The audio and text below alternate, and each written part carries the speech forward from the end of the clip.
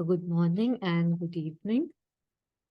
Welcome to the Circle of Harmony once again. And before we begin, I am hoping that we were able to be a little more centered, a little more gathered with the help of that chant of compassion, the beautiful chant from Thai, Thich Nhat Hanh, and just invoking the divine's grace as we go, forward for this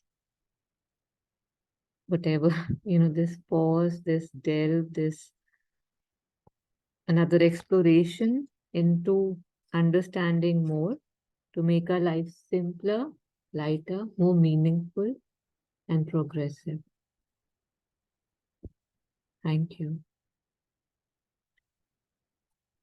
So the topic today, we didn't have a fixed topic. It's just, how sometimes we just take random things that we might like or resonate with. So we can begin. If there's anything anybody would like to share, anything they read, anything they have questions on, we can take that up. I also did take out 2 or 3 things just in case we needed more stuff to, reflect on. But inviting any reflections, any questions as we begin.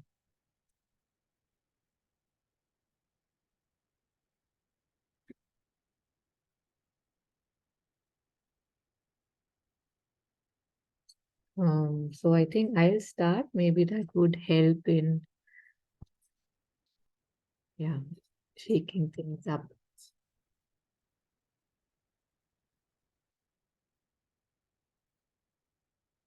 Yeah, so I had found this sometime back on Desirelessness. It is by Adi Shankaracharya.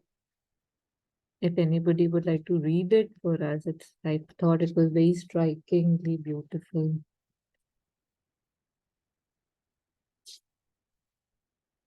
Yeah, I'll read it.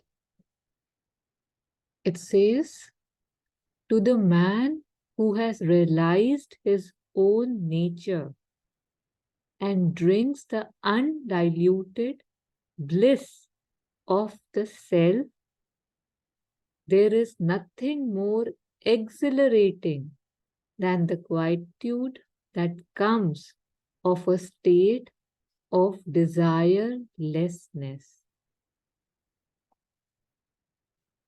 So this is on desirelessness. This is from one of the Ved Upanishads. I don't know which one, but it's from Adi Shankaracharya. But yes, so we can take this up. And before we do, if there's any reflections on this, please do share.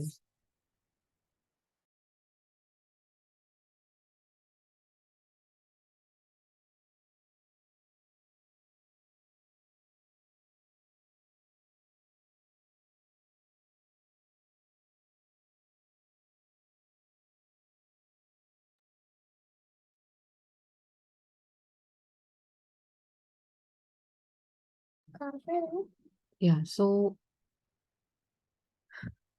here what I found really interesting was the use of the word exhilarating.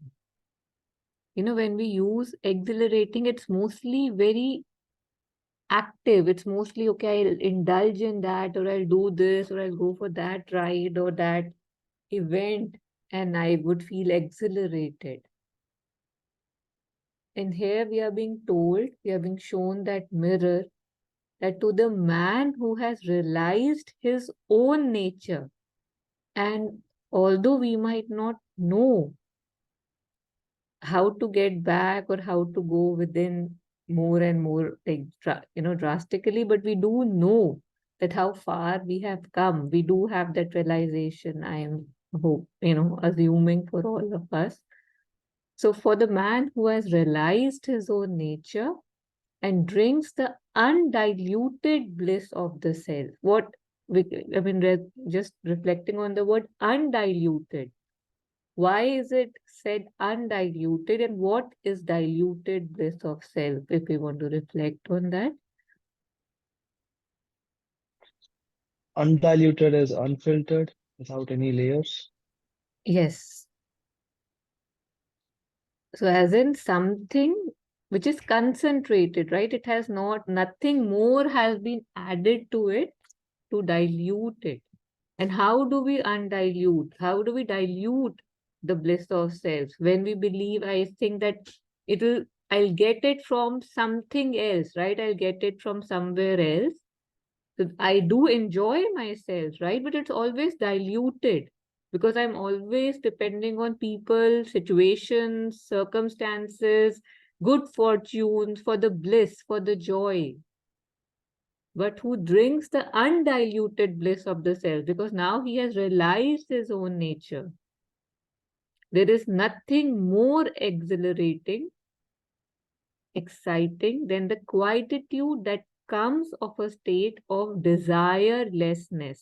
So, what I loved about this was that how it's always, I feel or I believe or I see that it's the desire that takes me somewhere towards some completion, some joy, some pleasure, right? Ki I want this to be fulfilled, or I wish really if this could happen, and that gives me happiness. And yet, Adi Shankaracharya, he is saying that the bliss that one gets from the state of desirelessness, there's nothing more exhilarating than that. So, how it's like, how ironical our lives are, and how in, I don't know, opposite directions we usually go, assuming that this is how we get joy, this is how we get bliss, this is how we get exhilaration, because we have not seen the other side.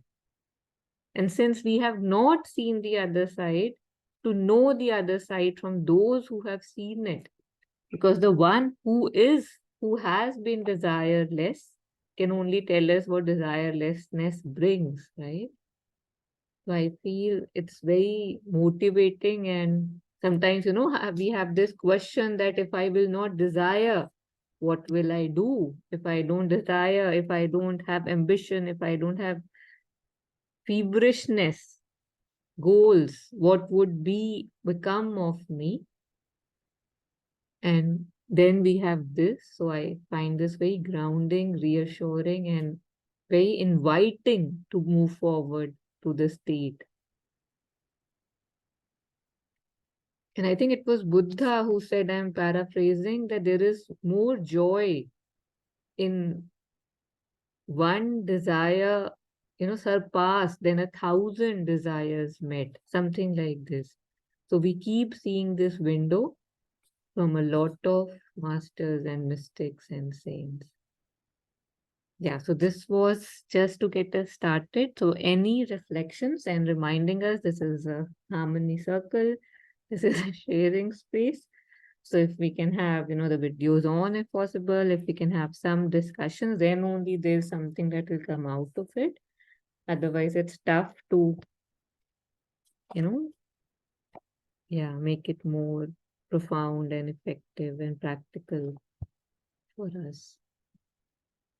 How is desirelessness really possible in our lives? Like, I think even now, while I consciously try to reduce, I've I've seen there are certain common desires that still exist that are really difficult to remove. Like, for example, that my child should be in good health, he should not be in bad company, that he should achieve more in life, get a good course, good job, these kind of common desires that run through families, or a human desire to be loved. So these are so sticky, it's very difficult to take out, or desire to go and meet my parents, my sister. So, and these do give grief and pain regularly, time to time. Uh, I could reduce my desire of eating. I could reduce my desire of certain pleasurable activities, travel, all that I can control. But these are so difficult to go. Yeah. And yet, Deepa, if you would say meet your friends or, see other people and see the indulgences that are considered very normal, right? You, especially coming from Dubai, you have seen that larger than life things there, or in general anywhere. For someone, even what you are saying, right, that I can decrease my desire for food, I can reduce my desire for this, that would seem impossible, right? They would say, how is this possible, or why should I do that? So it's, just baby steps, baby steps, baby steps, and before we know that, we are somewhere. So it's just that when I see, like you said, I see that it's not bringing me any joy, right? I see that it brings me misery. So when this seeing becomes more solidified, right now I see, but there's something in me which doesn't truly believe. When we see that, किसी को नहीं मिला, there's something in me which would say, but मुझे मिलेगा. Say, I'm talking about maybe satisfaction from a relationship. No, things will change for me. That's how ego is. It feels that the whole world is there. Like if we look at death, there's something in me which says, no, but मेरे को पता नहीं होगा कि नहीं होगा. I mean, I would say yes, होगा, and yet, how we say it's different for me. My story is special, which it is. And yet, this is how things are. That's the nature of desire. So, we had done a couple of circles, I think some time back. You had not joined then. So it was about self-giving. And we ended up doing, I don't know, 4, 5, 6 sessions on one topic, if I'm not wrong, because it was so amazing that how, we have this perception that when I receive, I gain, right? I become more when I receive. But the more we were reading, the more was coming out was that the more I give, the more I gain. So that is very counterintuitive to how we live life, right? How we think the life is structured. So right now, there is this very strong belief in me through situations, conditioning, society, that when I say I want, I get, or when I want, then things happen. That if I want the best for my child, then the best would happen. But that's not true. So when I start seeing that, the desirelessness, still there would be aspirations, there would be prayers, there would be a movement. But desires usually come with a feverishness, something that we were discussing in the study circle too in our last session. This thing that if I don't get it, or if this happens, what will happen? What will become of me or somebody? So that distinguishes, desires from aspiration. So from that aspect, as we keep seeing things keep dropping by themselves, and sometimes we have to consciously reject them because we see the misery, or just those subtle pains or disappointments it gets us. So when we feel it's enough, we keep dropping. So it's not, it would, it's like how they say Rome wasn't built in one day. So this doesn't, it takes a lot of time, because our natural tendency, because of our conditionings and society, is to grab, to grasp, कि छीनोगे तो मिलेगा, right? So yeah, but it's a good question, it's a good thought, because then only one would go forward and have that aspiration to, yeah, I don't know, aspiration Thank to you. what? So, as parents, what could we aspire for our children, or should we not, or should we just leave it to the divine? What do you aspire for yourself? Peace. So if for your life that is the highest right now, why do you think that 10 different things will a better aspiration for them, right? So if I can see the highest for me, if I can see that progress is more shubh, more auspicious than comfort, if I've seen that life, मार के ही सिखाती है, but सीख जाते हैं, है ना? जब मुझे ये दिख रहा है, it's hard, and yet I can start by aspiring the highest for them. Like I feel that I am the child of the divine, knowing that my children, of course, are the children of divine. मेरे में capacity, capability क्या है to bring up children, to create a child? Is it possible for me? No. So it's, you know, how Khalil Gibran says, we can go through that poem. It's beautiful. The children, I don't know if you've read it or seen it. It's beautiful that your children are not your children. They are through you. So, you know, it's like as if you are the bow on which an arrow has been shot and brought forward. So know that, you know, the one who's kind of taking care of everything, he has them in their heart. It's a beautiful one. We can take it up. And I can pull it up right now. It's a very good reminder.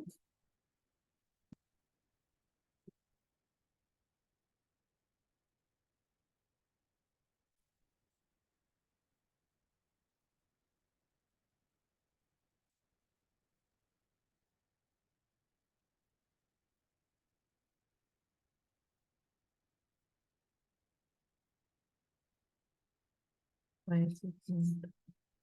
Sorry.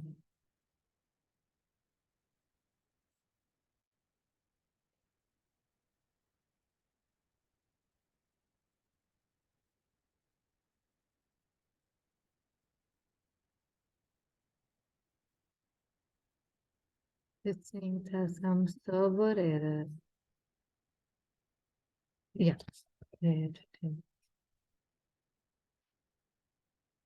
Okay, so I'm hoping we can see it. So, Deepa, would you like to read it? Yeah, sure. Let me just put my glasses. The one in the black? Yes, please. Okay. Your children are not your children. They are the sons and daughters of life's longing for itself. They come through you, but not from you. And though they are with you, yet they belong not to you. You may give them your love, but not your thoughts, for they have their own thoughts. You may house their bodies, but not their souls, for their souls dwell in the house of tomorrow, which you cannot visit, not even in your dreams. You may strive to be like them, but seek not to make them like you, for life goes not backward, not tarries with yesterday. You are the bows from which your children, as living arrows, are sent forth. The archer sees the mark upon the path of the infinite, and he bends you with his might, that his arrows may go swift and far. Let your bending in the archer's hand be for gladness, for even as he loves the arrow that flies, so he loves also the bow that is stable. Khalil Gibran.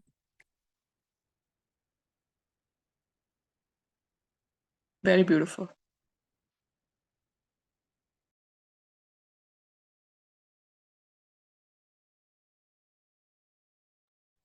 You know, here it basically what I understood when I read it, I don't know when, a long, long time back, was that you said, you know, what do I desire for my children? Do I not desire anything for them? But I feel that the only thing that I felt I should be doing, and of course, I'm doing so many other things as well, but to get myself out of the way, right? To get myself to the highest place so that I can show them the highest place. So if I am stuck in the ifs and buts and heres and nows and circumstances, so will my child. But if I have been able to pull myself out of some things or be able to achieve some level of, you know, some level of lightness, some level of progress, I would be able to show them the light as well. I mean, if they are willing to see it, as we could see that they have their own journey. And, you know, it was so beautiful that I cannot see why they are born, what is the purpose of their journey. But here it said that you are being used as a bow, and the archer knows where the mark has to go, and he or she will be sent there. So I can aspire for beauty, for light, for peace, and that would be a beautiful aspiration. But I can, of course, have desires and other things related to my children. And yet, knowing that they are God's children and they have their own journey, and I can, be there for them as much as I can and be that solid ground on which they can stand. Jet Sunmala, I'll see if I can find it. I'll share it. Had a very, very, very beautiful. She had shared something about her mother on love. How what her mother told her friends and stuff, and how her mother wished that she would be Jet Sunmala's mother every time she is born because she needs that freedom, that base, which she said that not many people would be able to understand. And how she was able to let her go. In those times from London to India, a child wants to just go alone and spend time in a nunnery in a monastery. And for a mother to be okay with that and just never be there to stop her from her progress, it's so amazing. So yeah, let me not be a wall around myself, not let me not be a wall around my child, so that greater progress can be there for all of us. Yeah.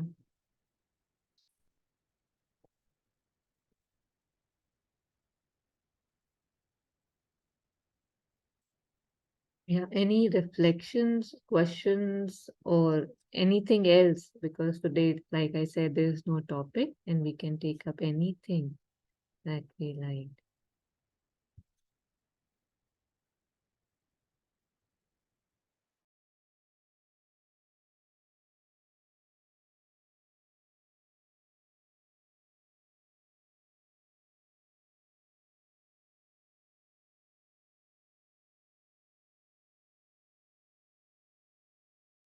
Am I audible? I think my network is a bit weak. Yeah, you're audible right now perfectly. Yes. So on this topic of desires, one thing that I am really happy about and thankful about is although um, the journey I'm still in this path of becoming desireless or if, anything close to it. One thing that's happening as I speak is that I'm wanting something and uh, if a bigger part of me is telling me that maybe that's not a necessity, but I'm not saying that I'm not following it. I'm saying that I have this person talking right now. He didn't talk before. He's talking right now, and he's saying that maybe this is not really required. You just want to spend your money because you are craving for it. And I'm still spending my money. I bought a few things after coming back to India, and I can see that these are not necessary. But again, after the purchase, again, this feeling gets stronger that this was not necessary. But at least I'm having these questions. So I have been a little bit successful on a couple of things. So I'm kind of happy to listen to it once at least. And then yeah, I'm just in this practice more and more. Looking forward to where it takes me. So yeah, that's what I wanted to share.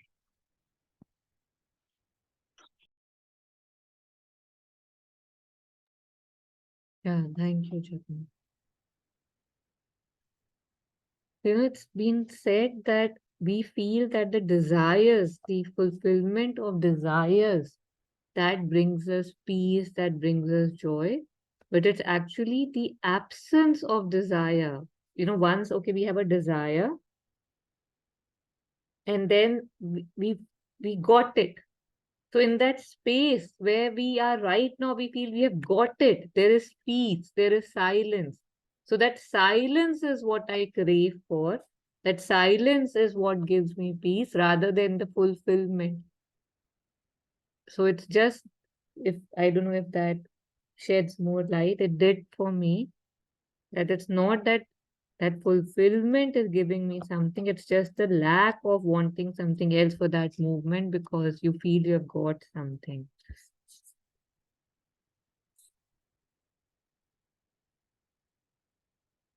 Yeah, anybody else? Anything that, yes, Ma'am, Jatin. can you repeat that last sentence, please? Yeah, I was saying The that it last is sentence you said, can you repeat that, please? the last, I don't know, but the main essence was that, it's we believe that when we want something and when we get it, that brings us that sense of, yes, I got it, right? Like we feel a sense of happiness and accomplishment. But it's actually, if we go to the root of it, it's not that we got it that brings us that joy. It's that absence of a new want in that space where we feel fulfilled. At that moment, we don't want anything, right? So that is actually the source of the joy. And it's not actually the fulfillment, which we think, okay, I got that car and man, I'm so happy right now, till maybe after an hour, I am not, or after 5 minutes, I am not. So those 5 minutes which were spent in, okay, I have it, and I don't have that, that any more strong burning desire in that 5 minutes, is the reason for that joy. But I mistake it as mujhe mila, so I have gotten it. So let me now want something more, and when I'll get it, I feel more fulfilled. Yes, yes. Thank you. Thank you. I think there is a latency in what I'm hearing and responding. I think after you talk, I think that's when you are hearing my response. So kindly excuse me for future conversation, further conversation.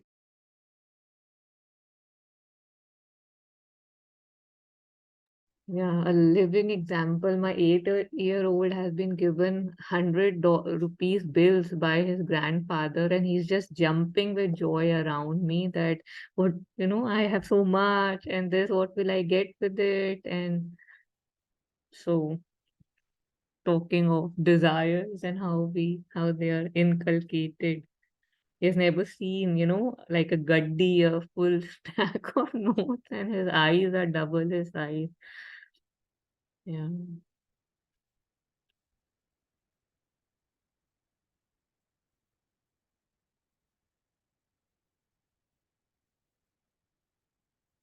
Yes, so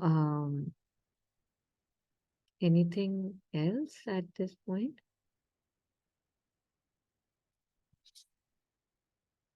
Okay. Yes, Ardhaji. Yeah, Taru, I have a question on relationship now. Okay, so is it okay if the topic Yeah, is? yeah, of course. There was no topic today, right? So any question, as it is, any day, any question is welcome. But right now, anyway, it was anything that we want to discuss. So please do go ahead. Yeah. See, I had a friend, my school childhood friend. Always we both will have some misunderstanding. She was anyway. We didn't have any good relationship always, and that too now. Before Mira's wedding, the relationship was really gone. I didn't feel like talking to her because whenever I've noticed one thing since 2-3 years, whenever she calls me or I call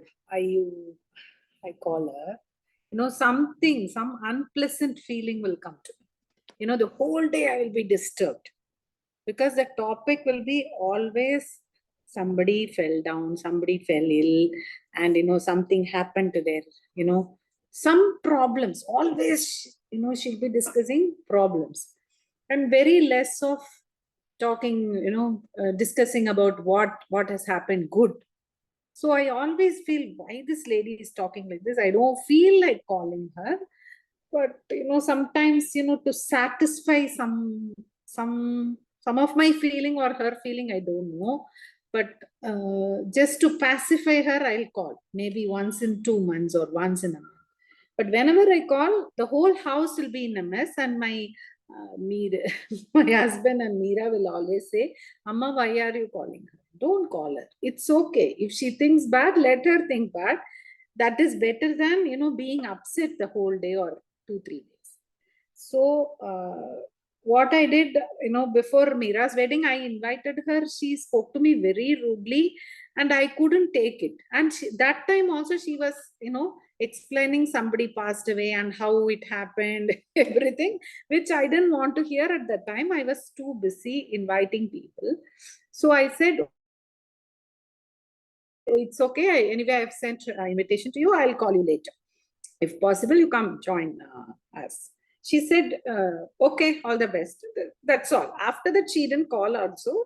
What I did, I blocked her contact from my phone because I didn't want to hear any more of this negative talks. So what has happened?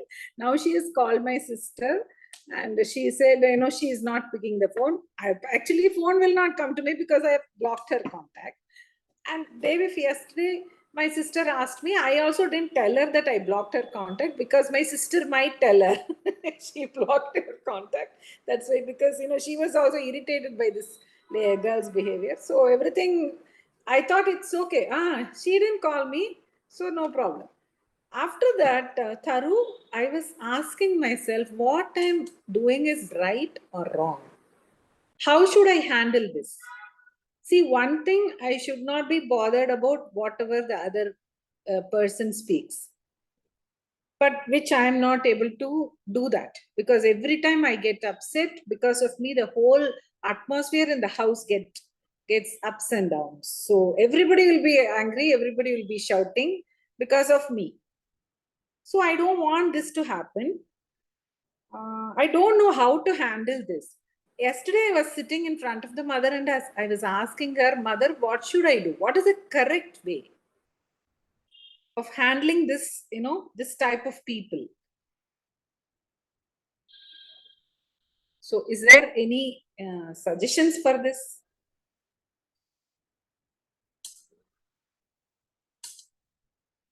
Yes, Adaji. See, I think one thing that really helps me every time is that if, say, Meera was asking you this question, right? Your child, if they were asking you this question, what would be your answer?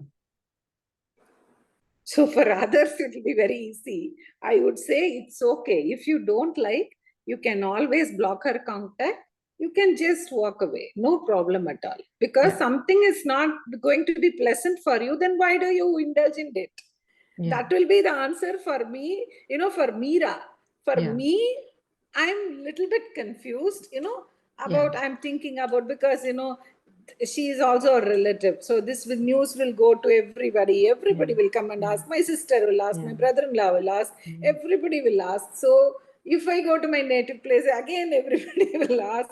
So I don't want to, sometimes I think it's okay if anybody asks, is it? I didn't get a call. I can just answer in one sentence. I can finish it off. But still, I don't know, Taru. Really, I'm confused. If it is Meera, definitely this would be my answer. If it is me, I don't know. So I think the answer that we get when we think about our children are the truer answers, Adaji, because we want the best for them, right? We want, we will say that absolutely, Meera. There's no if and but about it, right? Like you've gone through this again and again. If a particular person or a situation disturbed you, you must avoid it at all costs. But when it comes to us, we say that we feel immoral, we feel unethical, we feel this is not right, we feel can't we just handle it? But it's okay to admit to ourselves that we can't, right? And then, how I remember, and I must have shared this before, the first time I had met Acharya-ji, one-to-one, and I had a session with him, a personal one. One thing, two things basically what he shared with me. One thing was that you are not nature, you are more than nature. So that was one thing. But the most important thing was, he said, protect your peace like a lioness protects her cub, and let everything else be okay. Matlab, how it's like, if somebody's taking this, somebody's doing this, let them, if it's not affecting your peace. Like those are petty things, trivial. But if it comes to your peace, how does a lioness protect her cub? She'll kill you, right? But she would not let you touch her cub. She will die, but she would not let any harm come to her cub as far as she's concerned. So that's how we have to protect our peace, that nothing can affect it. So here there are two situations, right? We feel it should not affect me, right? So we can aspire for that, pray for that, dwell up, like we say that thing, that why does it have to affect me? She's just telling something about somebody else. She's harboring that negativity, but I have that mother's protection around me, right? But till I am there, because knowing that I am not perfect, I have things, I have weaknesses, I'm working on them. In the meantime, if I cannot handle it, and if I have to tell Meera, I would tell her that absolutely don't do this. I have to follow the same thing, because somewhere when it comes to me, the self-love takes second things, and these moralities and responsibilities and duties come first. And here I feel there's also an image that what will others think of me? Like, what kind of an adult am I, that if I can't handle another adult, what kind of a relationship this is? It kind of shows I am weak, or I am being, I don't know, dramatic, I'm being over sensitive. Yeah. Yes. So I Yeah. have some images to protect. But right now, if my sole motto is protect your peace, let everything else, sell everything else, then I won't be able to go back to this, right? And it's very hard. It's very hard. Like, I have certain phone calls that I'm expected to make, say every week, ideally, minimal every month. And for me, it's like maybe twice a year I go ahead and I make those phone calls. And yet, every time I'm making them, every 6 months, even, Sardaji, there's a voice that says that I wish they don't pick up. Yes. So then I just keep looking at it, and I'm like, I don't want to do this. Like, there's no reason overtly there that why I shouldn't. And yet there's a voice that says, I don't want to hear what they have to say. I don't resonate with it. I feel so strongly about, so I have to develop myself that it shouldn't affect me. Until I do, say from 1 week, if I'm making it once in 6 months, I feel that's good, but I would want to very much, ideally, like to even drop that. Because if I'm not wanting it, I love myself too much. I must love myself too much to not put myself in that situation. If it was Meera, she would shield her from that person. So what wrong have you done? Right? Why can't I love myself like I love my child? So when you said for Meera, it's straight but. So that but is not acceptable in my life anymore. If people think I'm being oversensitive, let them think. Let me not, there is some greed, there is some protection of some image when I'm unable to do certain things. It feels that, no, this I cannot let be, let it be. I cannot do that. This I must be able to do. But when I can see I'm not, the negativity is too much, then I owe it to myself. And, if you avoid her, or if I avoid, when we avoid people, there is a chance that they might even wonder what's wrong, right? They might be able to see something. I mean, it's a fat chance, but there is a possibility. So if somebody is always crying on my shoulder, it feels the kindness is for me to let them cry. But the greater kindness is for me to say that, I'm tired of your crying. Why, I don't want to give you my shoulder anymore. So they might hate you initially, that what kind of a person you are. But in the long run, do you see how it would help them? Maybe see that, yes, maybe they don't have to cry so much. Maybe it's not about crying, it's about the strength. So because I value my peace and my growth and progress, if I value that, I have to give it to myself. And when I'm giving it to myself, it's impossible that the other is not receiving the same.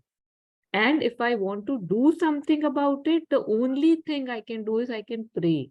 Mother, you have helped me never to indulge in such indulgences. May you show her the light too, Mother. Just feeling so grateful that I don't have to be there, and praying that the other is also lifted from there, because it's not a good place to be, right? So doing it with love, if I have to show love, let it be there, and not in my wanting to follow the, dictates and the norms. It's tough, and yet we can do it. And knowing that this would help only, there's no if and but about it. Thank you, Taru. Thank you so much. Because, whatever you were saying, everything was going in my mind. Yeah. What type of adult am I? Yeah. I'm not able to manage her. Yeah. What is this? But Yeah. after some time, I was tired of myself. I thought it's okay. You have blocked her contact. It's okay. Yeah. Your peace of mind is very important. So Yeah. after blocked her contact, I became very energetic and I became very, very peaceful. Yeah. Because I'm not getting her phone calls anymore. So, but Mm. everyone was also suggesting, Meera was suggesting me, my husband was suggesting me, don't encourage this phone call, block this call. But I was not doing. But after did that, I was really peaceful. And now I like the example of this lioness and the cub. Really, really, really, we have to be like that. Our peace is priceless. We cannot spoil our peace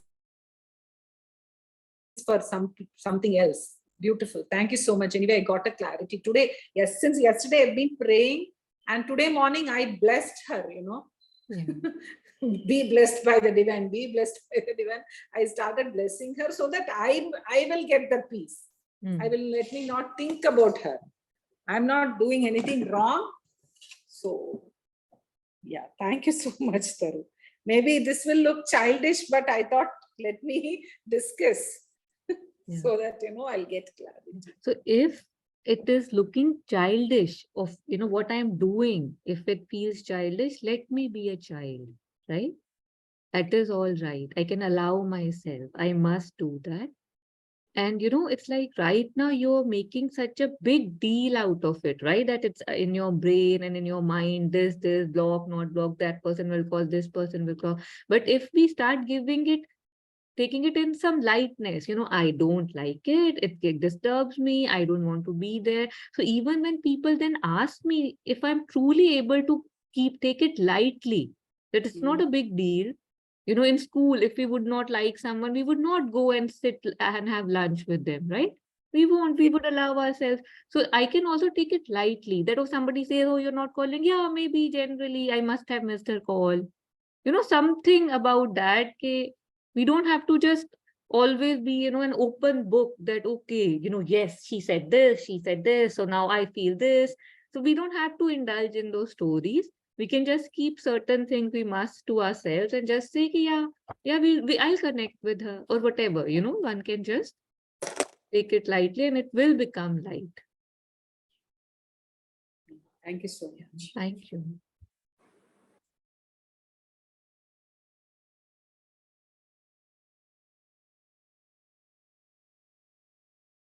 On the same topic, I feel we can, I was this morning only, just trying to understand how these two things are quite similar. I'll just share it now because I think it would resonate, that how here Sri Aurobindo, and I've referred to it again, Monica had shared this maybe 8, 9, 10 weeks back or more. So here Sri Aurobindo says, Sadhaji, would you like to read it? Yeah, I'll read it. To quiet your mind means to stop thinking about the things that disturb you and let the peace and power manifest themselves and work. I'll read once more. To quiet your mind means to stop thinking about the things that disturb you and let the peace and power manifest themselves and work. Beautiful. This has come for me only. Yeah, so this is by Sri Aurobindo, right? That what is he saying? Stop thinking about the things that disturb you, right? So next time a thought comes and says, but this is a very important thought, I must indulge in this, and I'm feeling I'm getting disturbed by it. No matter how much I feel I have to think about it, we might be able to, we might not be able to, but knowing that he told us not to. So we can remember this, that to stop thinking about the things that disturb you. So what I was wanting to, what I was looking at in myself for this was that how he's saying this here, right? Stop thinking about the things that disturb you. And how Mother again is saying the same thing in the prayer. that we had read some time back. Yeah, Let me yeah. just share it. And this was further reinforced. Don't torment yourself, something, Yes, no? exactly. Huh. We So, read recently. yes. So this prayer that we had read recently, I don't know, last week or last to last week, it's exactly saying the same thing. Would you like to read this too? Yeah, yeah. This morning, as I was glancing over the month that is beginning and wondering how I could serve thee better, I heard the small voice within, like a murmur in the silence, and this is what it said to me. See how very little all outer circumstances matter. Why strive and strain so to realize thy own conception of truth? Be more supple, more trusting.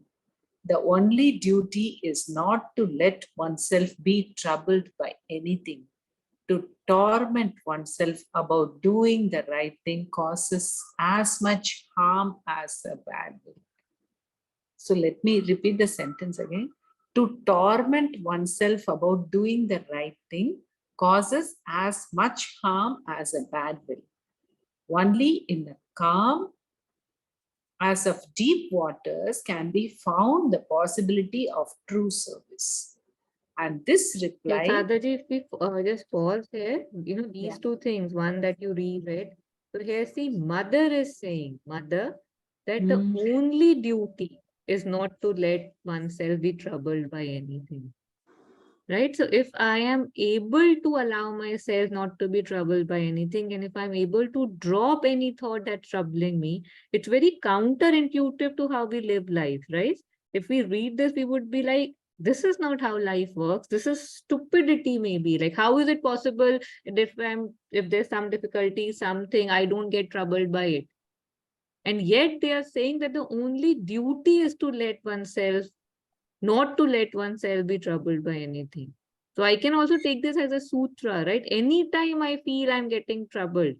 And what are they saying? Be more supple, more trusting. Supple because I feel this is the right way.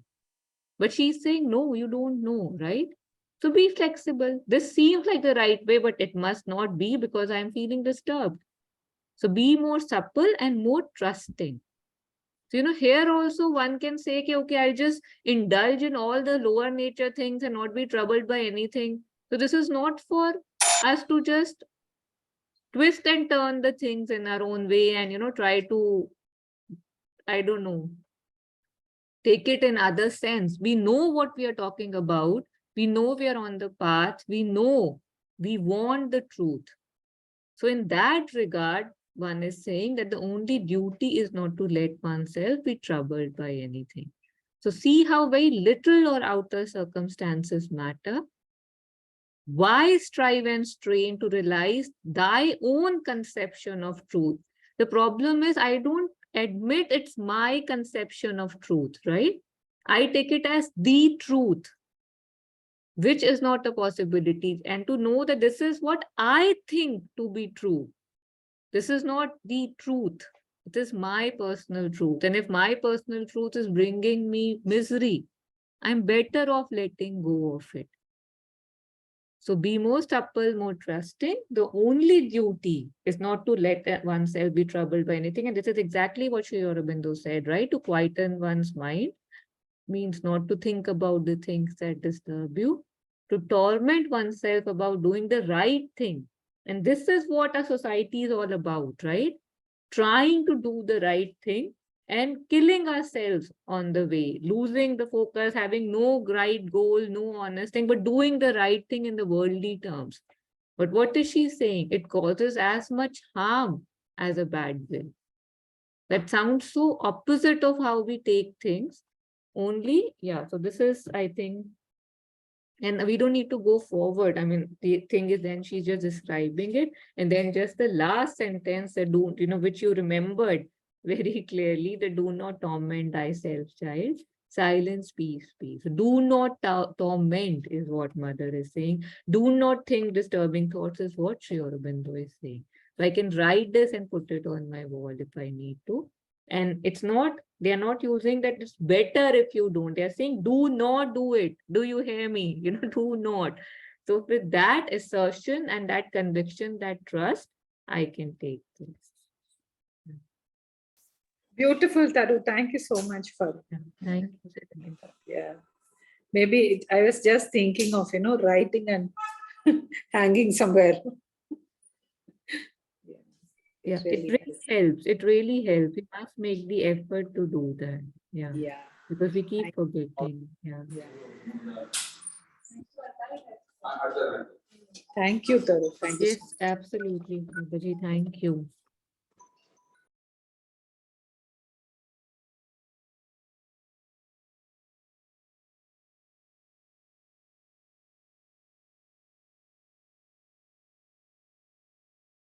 So we are nearing an hour. If there's nothing else, we can even end here. But if there's something more anybody would want to reflect on or share, we can take that up.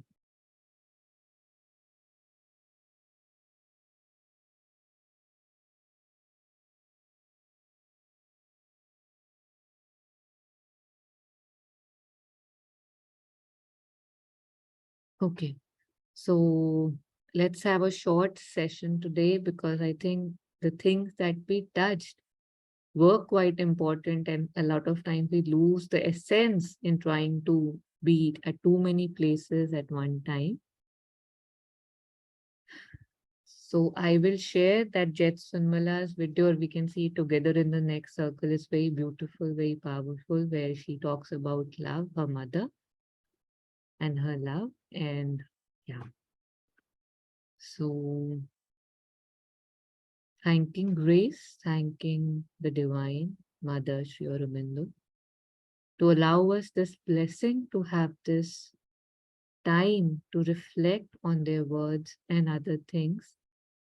So grateful for a brain which can comprehend, grateful for the will which wants to know, grateful for the eyes which can see, and the list goes on and on and on. May I always choose gratefulness over the feeling of lack, because I would always, always, always have more. If I'm honest, I'll always be able to see that so much I have, and yet I run after those little things and lose the delight, the joy, the contentment that I am. So aspiring and praying for peace, true love, true contentment, and may we begin our journey towards desirelessness. It has always already must have begun, and yet aspiring for it to take us further and further to realize what we discussed in the beginning, what Sri Adi Shankaracharya was saying about desirelessness. May we all can see and achieve that state for ourselves and for everybody else.